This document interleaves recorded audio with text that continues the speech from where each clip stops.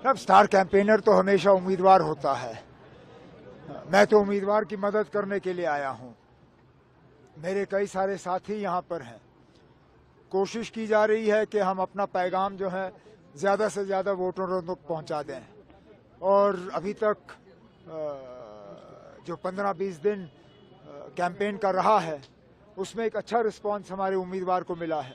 अब जो आखिर के 2 दिन बचे हैं इनमें हम और जोर दे के कोशिश करेंगे कि एक भारी अक्सरियत से आगा महमूद साहब जो है यहाँ से कामयाब होकर जाएं। सर, आपने कई सारे वादे किए बड़गाम के लोगों के लिए, मॉडल कॉन्स्टिट्यूंसी होगी, बीसीसीआई के राब्ते में आप हैं, क्या ये इलेक्शन स्टंट है या वाकई नेशनल कॉन्फ्रेंस बड़गाम? अब हम इलेक्शन स्टंट नहीं करते ना। हम वो लोग नहीं हैं जो लोगों से वादा करते हैं कि हम बीजेपी को बाहर रखेंगे और फिर बीजेपी के साथ हाथ मिलाते हैं। हम जब कहते हैं हम कुछ करेंगे तो करेंगे, और हमने शुरुआत भी की है। हमने कहा था आपसे कि असेंबली के पहले सेशन में हम जम्मू कश्मीर के इस खसूसी पोजीशन की बहाली के लिए रेजोल्यूशन पास कराएंगे। किया? नहीं किया? किया। हमने आपसे कहा था कि हुकूमत बनते ही पहली कैबिनेट मीटिंग में हम स्टेटहुड के हवाले से बात करके उस रेजोल्यूशन को वजीर आजम के हाथ में पहुंचाएंगे। पहुंचा दिया।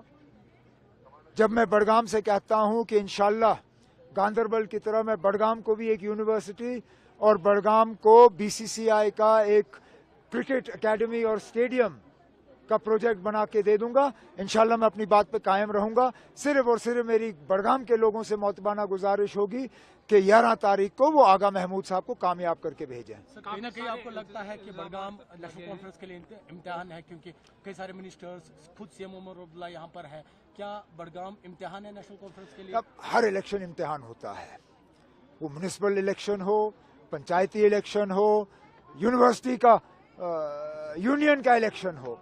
इलेक्शन होता है ना। अब इलेक्शन इम्तिहान होता है और हर कोई चाहता है कि इम्तिहान में पास हो जाए।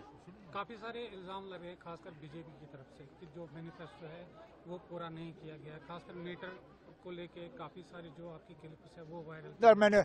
मैंने जितना कहना था उस सिलसिले में मैंने कहा है। मीटर जनाब, अगर वाकई लोग चाहते हैं कि 200 यूनिट मुफ्त बिजली उनको फरहम किया जाए, उसको नापने का एक ही तरीका है ना, मीटर।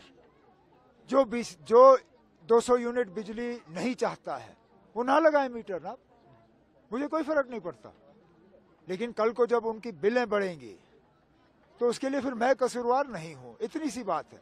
बाकी बीजेपी वाले हम पे इल्जाम लगाएं, सबसे बड़ा वादा तो उन्होंने किया था स्टेटहुड की बहाली का। कहां गया हमारा स्टेटहुड?